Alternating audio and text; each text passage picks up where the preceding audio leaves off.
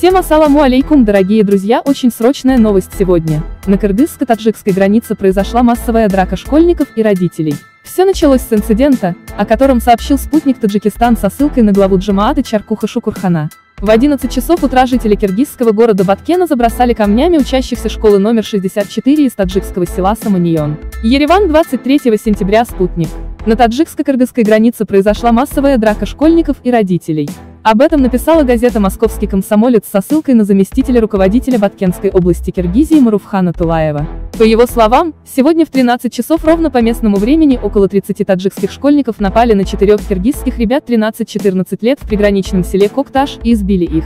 В результате пострадавшие попали в больницу с многочисленными травмами и ушибами. Тулаев отметил, что сейчас ситуация на киргизско-таджикской границе контролируется силовиками. В то же время, портал смотрим.ру сообщает, что отец и родственники пострадавших отправились в соседнее государство и избили 2 учеников и их родителей.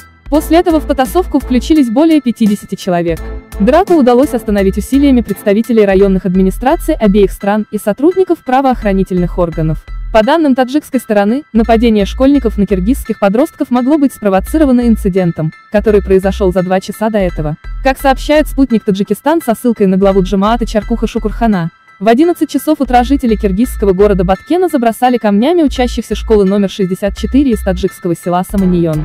Во время инцидента также пострадали 31-летний житель села Саманийон Джураба и маленький ребенок. Таджикская сторона также сообщает о 4 госпитализированных.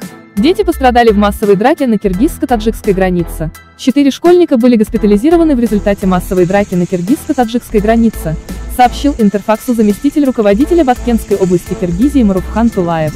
Из-за спорных территорий на границе двух стран неоднократно вспыхивали конфликты, в том числе и с применением оружия. Так, весной этого года там произошло столкновение между военнослужащими Таджикистана и Киргизии.